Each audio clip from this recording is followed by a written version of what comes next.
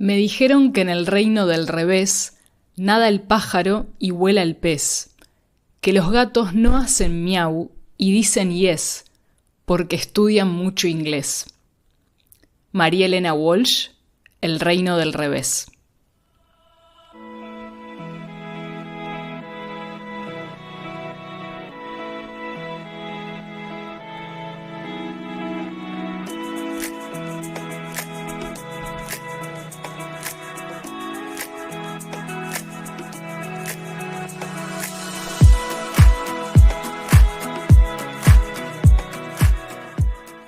Buenas, bienvenidos y bienvenidas a otro episodio más de este podcast del Laboratorio de Lectura. Yo soy Soledad Arienza. Si ya me vienen escuchando sabrán que yo soy de Buenos Aires, soy egresada de la carrera de Letras de la UBA y trabajo con la literatura.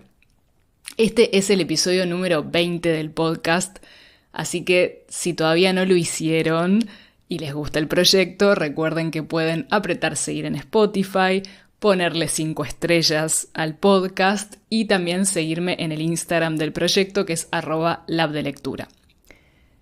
Hoy es un episodio diferente porque es la primera vez que voy a hacer un episodio de autora, es decir, centrarme específicamente en una figura autoral. Ustedes saben que generalmente yo lo que hago es elegir un tema, un eje, y utilizarlo como núcleo a partir del cual voy conectando distintos textos.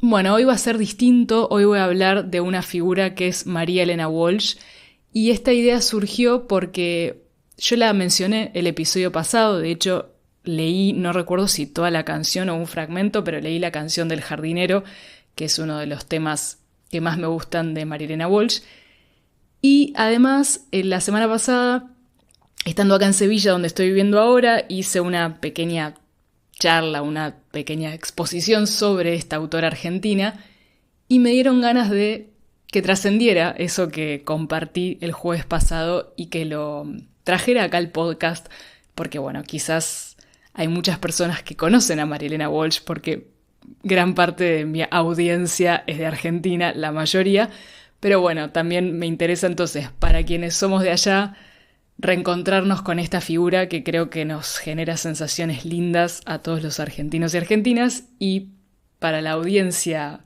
que no es de Argentina, que puedan interiorizarse más en esta figura. Yo me voy a centrar específicamente en una parte del recorrido de María Elena Walsh, que es sobre todo su relación con el feminismo y también su situación de haber sido censurada en la última dictadura militar. Pero si quisieran más información, obviamente pueden ir a internet y ahí hay muchísimos artículos y textos dedicados a ella y a su biografía.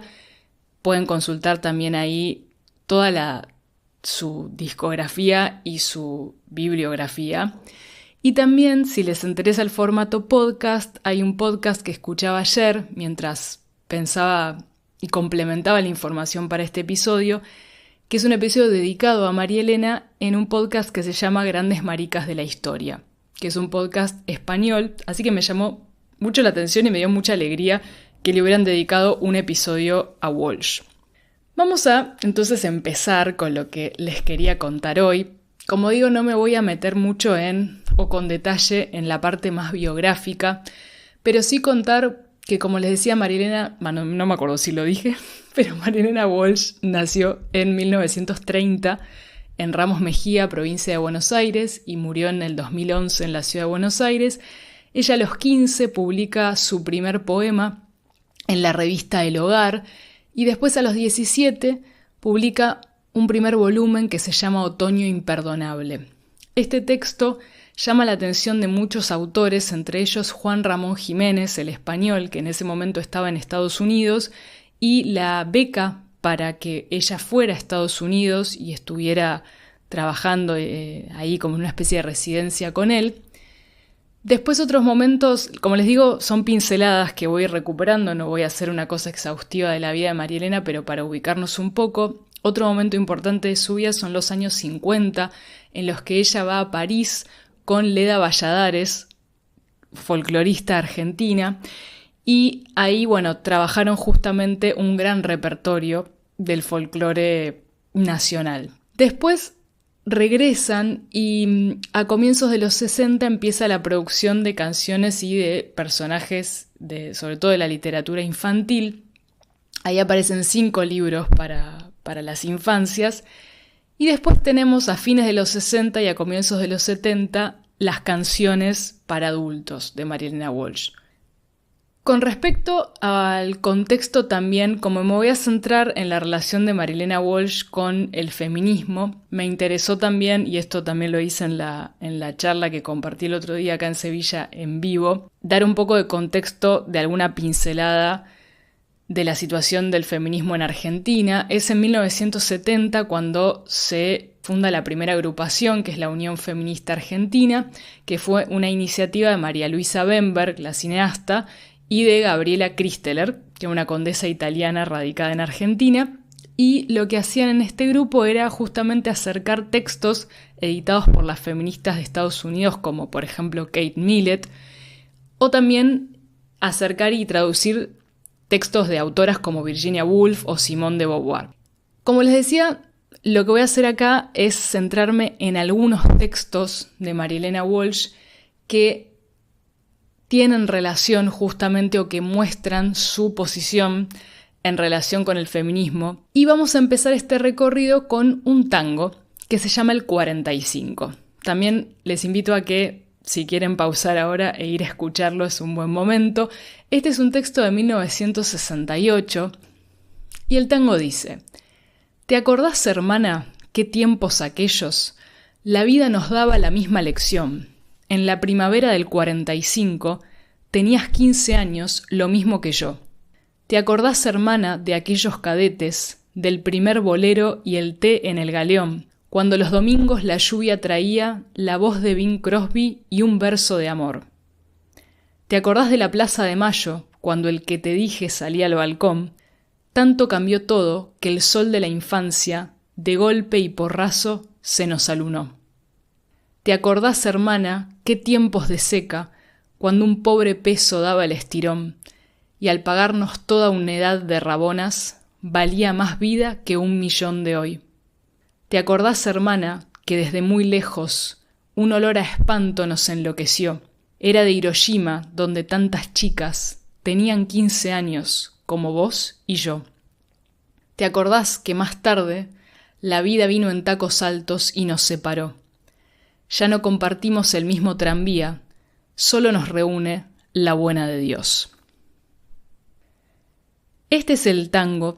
Yo no lo conocía, lo conocí ahora en este último tiempo cuando empecé a revisar la obra de María Elena Walsh, y lo voy a leer en clave, digamos, siguiendo a una lingüista argentina que fue profesora mía en la facultad, profesora de gramática. Yo cursé en su cátedra, Mabel Gianmateo. Y fue una sorpresa también para mí encontrar un artículo de Mabel Gianmateo hablando de María Elena Walsh. Me encantó. Aparte es un artículo bastante actual del 2022 en el que Gianmateo analiza este tango.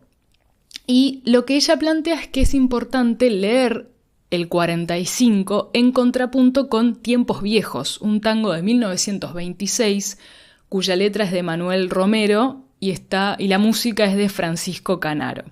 En Tiempos Viejos, que seguramente quien esté empapado en el tango más o menos tenga cierta cultura tanguera lo tendrá presente, hay un leitmotiv que es la frase «te acordás, hermano», ¿no? En masculino. Y es muy interesante, dice Gianmateo, que lo que haga Walsh sea plantear un «te acordás, hermana», ¿no? Con una alteración vocálica, cambiar esa O por la A. Y lo elocuente que es eso, hacer ese movimiento en el año 1968 con un género que es precisamente el del tango, y ya sabemos, digamos, la connotación y las cuestiones de género que hay en el tango. También una pequeña nota es que este tango fue compuesto, como les decía, en el 68 para el espectáculo Juguemos en el Mundo. Entonces, Gianmateo repara en esta flexión de género, en la transformación del «te acordás, hermano» en «te acordás, hermana», que plantea que es un yo lírico que le habla a otra mujer. Y trae también a colación Gianmateo una reflexión de Nora Domínguez que habla de justamente el impacto y la potencia de la flexión de género. ¿Por qué? Porque las flexiones de género, dice Domínguez, constituyen ideologías, modos de representación y autorrepresentación que contribuyen y actúan tanto en la construcción, reproducción, sedimentación de esas formaciones ideológicas como en la capacidad de alterarlas y transformarlas. Entonces, es muy interesante que María Elena Walsh se haya metido con este género a plantear este diálogo, o al menos no tenemos la respuesta, pero esta conversación, este inicio de conversación de un yo femenino. Después, obviamente, si repasan la letra o si se ponen a mirar, hay muchas cuestiones muy de nuestra idiosincrasia, de nuestra ciudad. Aparece el Galeón, aparece la Plaza de Mayo, las referencias a Perón, que es el que te dije salí al balcón. Después también una parte más contextual mundial, ¿no? Con las referencias a Hiroshima. Y después esta idea, ¿no? De la separación de dos personajes, que la vida las separa, pero esta idea también del recuerdo de alguna manera presente todo el tiempo. Avanzamos un poco en el tiempo, decíamos que el tango el 45 era de 1968, ahora vamos a avanzar a otro texto que es de 1973, que se llama Carta a una compatriota. Esta carta fue publicada, como les decía, en 1973, cuando todavía estaba en el gobierno dictatorial de Lanusse, en los días previos a las elecciones, ¿no? Pero todavía estaba en contexto de dictadura cívico-militar. Entonces, para contextualizar y recordar, en lo que termina en el 73 es el periodo de dictadura que había comenzado en el 66, ese periodo denominado Revolución Argentina, con el que se derroca a Ilia. Entonces, en ese contexto aparece esta carta, que de nuevo, así como en el 45 teníamos un yo que le hablaba a una interlocutora mujer, acá tenemos lo mismo, no el mismo movimiento, porque es una carta a una compatriota. Y acá dice María Elena Walsh. Les voy a leer fragmentos, no todo el texto, pero si lo buscan está completo en internet, y dice: querría empezar esta carta llamándote hermana, sea cual fuere tu edad y tu condición social. En realidad, el parentesco es novedoso, un descubrimiento reciente del movimiento de liberación femenina. Hasta ahora solo fueron hermanas las monjas, y al parecer no por ser hijas del mismo padre, sino por ser esposas del mismo esposo, ¿no? Porque hijos de Tata Dios somos todos. En la gran familia argentina los varones fraternizan, se abrazan ruidosamente, se llaman hermano con tanguero fervor, y en el paroxismo de la pasión fraterna llegan a desnudar a los futbolistas en plena cancha. Pero las mujeres nunca hemos sido hermanas, sino entes aislados, parias sociales, menores de edad instigadas a traicionarse. Y un poco más adelante, en otro fragmento: sobre tus hombros el sistema descansa tranquilo, y por eso te recomienda tranquilidad, femineidad, que no te amachones abandonando los rureros y usando la cabecita loca para pensar. Porque gracias a tu acrobática economía sobrevivimos, porque permites a los hombres, con tu mano de obra gratuita y o peor remunerada, a soportar una situación que sin tu sacrificio sería intolerable y los obligaría a combatirla con mayor puntería y celeridad. Bueno, esta carta no tiene desperdicio, léanla completa, porque así como estos fragmentos hay muchísimos otros en los que María Elena le da en la tecla a muchas cuestiones que hoy en día seguimos poniendo sobre la mesa, que hoy en día no están todavía resueltas con respecto a la situación de las mujeres. Por ejemplo, me gusta mucho toda esta parte referida a la economía. Ese punto es muy interesante. Y después también, como siempre, reparar en también el uso del humor y de la ironía, que sobre todo está en el primer fragmento que utilicé. Pasamos entonces a otro texto de los que les quería compartir hoy, que se llama Sepa por qué usted es machista. Este es de 1980, nuevamente si lo buscan con ese título les va a aparecer. Es un texto muy actual y al mismo tiempo en algunos puntos les va a sacar seguramente una sonrisa o incluso una carcajada, porque insisto, de nuevo tenemos la apelación y la construcción de este tono humorístico. Y lo que pasa acá es María Elena Walsh haciendo unos 24 puntos, está justamente armado en forma de listado, en el que ella Le habla a toda la sociedad argentina, la interpela y le hace saber por qué usted es machista. Entonces, obviamente no les voy a leer los 24 puntos, seleccioné acá solamente 4, pero insisto en que vayan a leerlo, aparte es un texto muy dinámico para la lectura porque son justamente 24 puntos. Les leo, por ejemplo, el 8. Dice: porque quiere hacer mérito ante los centros de poder, exclusivamente masculinos, empresariado, fuerzas armadas, animadores de TV, deportes, sindicatos, clero, pompas fúnebres, etc., porque no soporta la idea de un rechazo sexual hacia usted o hacia otro, y cree que la bella siempre debe estar a disposición de la bestia, porque usted no vive en el presente, el anterior era el punto 11, ahora el 12, porque usted no vive en el presente, y para eso lo ayuda mucho, sino en la prehistoria mental, y se da manija con tangos del 40, ahí conectamos de nuevo con el tango que leímos antes, y el punto 23, porque usted teme que le roben algo, y no sabe bien qué, a pesar de que a diario lo saquen y basuren, y no precisamente las mujeres. Bien, como les decía antes, no tiene desperdicio esto. De nuevo, si esto lo traspasásemos ahora, el texto es de 1980, pero muchas de estas afirmaciones serían vigentes. Y el último texto que me gustaría traer en relación con esta mirada feminista de María Elena Walsh es una página manuscrita que ella escribe preparándose para la Feria del Libro de Buenos Aires en 1985.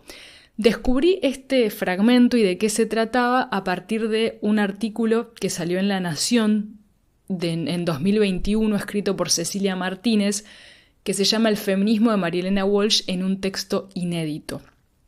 ¿Qué pasaba en la Feria del Libro de 1985? Bueno, hacía 2 años que ya estamos en democracia, y en el 85 iban a visitar la feria 2 autoras sumamente importantes, Susan Sontag y Dacia Maraini, que es una escritora italiana.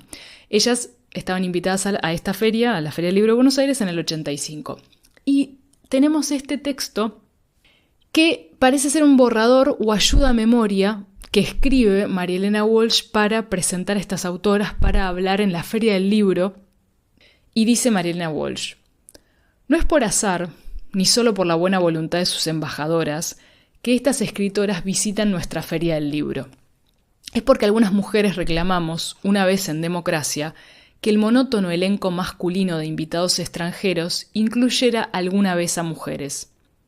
En cuanto a las excepcionales aquí presentes, sería un tanto oblicuo llamarlas extranjeras. Compartimos un espacio que quiere ser universal, contemporáneo y ajeno a los panteones literarios. Sontag y Maraini son activas defensoras de muchas causas que nos atañen. Especialmente bienvenidas resultan en un país donde se está discutiendo, en los términos de la más degradante misoginia, una ley de patria potestad, o donde todavía mujeres y varones ilustrados alzan un muro de Berlín entre adjetivos que consideran opuestos, femenino o feminista. Maraini y Sontag han llevado vidas distintas y producido obras diferentes, pero comparten muchos rasgos comunes: singular experiencia del sufrimiento y solidaridad con lo ajeno.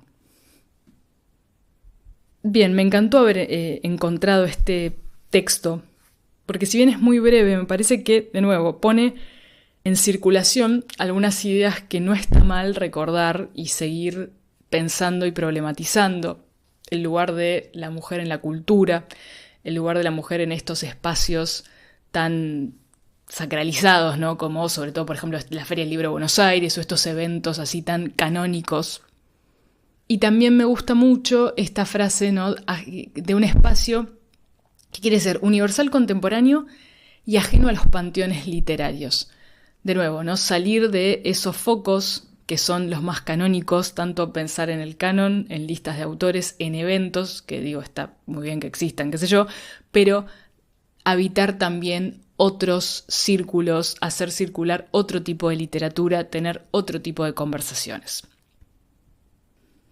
Bueno, la exposición que compartí el otro día, como les contaba, acá en Sevilla, terminaba ahí, con este texto de la Feria del Libro. Mi intención había sido, en un breve tiempo con el que contaba no tenía mucho espacio para hablar, reunir estos textos que para mí habían sido novedosos porque no los conocía la mayoría de ellos y hacer un recorte que mostrara la postura de María Elena Walsh y sus ideas sobre el feminismo en estas décadas, con estas pinceladas en los 60, 70 y 80.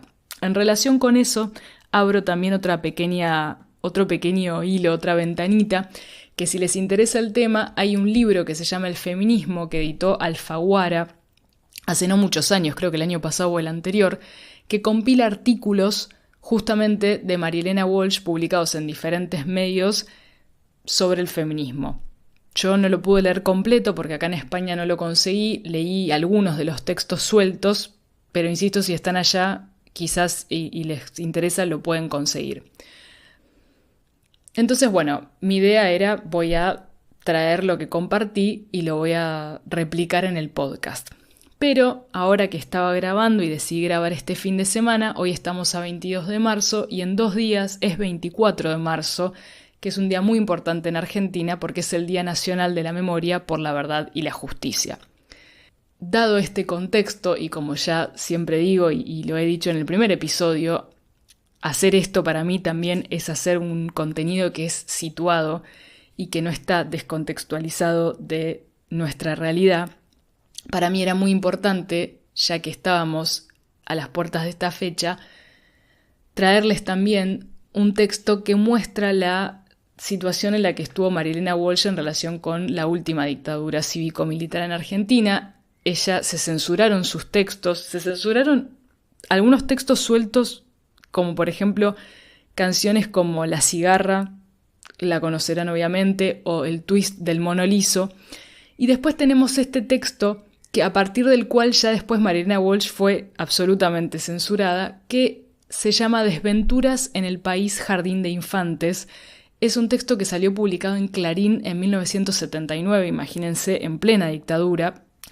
Y el podcast que les conté, Grandes Maricas de la Historia, también cita partes de este texto porque, como les decía, en ese podcast el recorrido que hacen es la biografía de María Elena Walsh, su relación con la política en la última dictadura, y también, sobre todo, sus relaciones sexoafectivas, y el podcast se centra en la relación que tuvo con Leda Valladares y con Sara Facio, que fue su gran amor. En este podcast citan a Desventuras en el País Jardín de Infantes, pero no las partes que yo les voy a citar, porque a propósito elegí otras, pero quería terminar con este texto.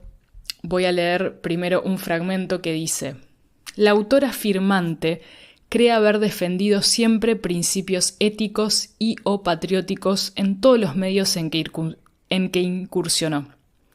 Creyó y cree en la protección de la infancia y por lo tanto en el robustecimiento del núcleo familiar. Pero la autora también, y gracias a Dios, no es ciega, aunque quieran vendarle los ojos a trompadas, y mira a su alrededor. Mira con amor la realidad de su país, por fea y sucia que parezca a veces, así como una madre ama a su crío con su llanto, sus sonrisas y su caca. ¿Se podrá publicar esta palabra? Y ve multitud de familias ilegalmente desarticuladas porque el divorcio no existe, porque no se lo nombra, y viceversa. Ve también a mucha gente que se ama o se mata y esclaviza, pero eso no importa al censor, fuera de vínculos legales o divinos. Recomiendo fervientemente la lectura de este texto.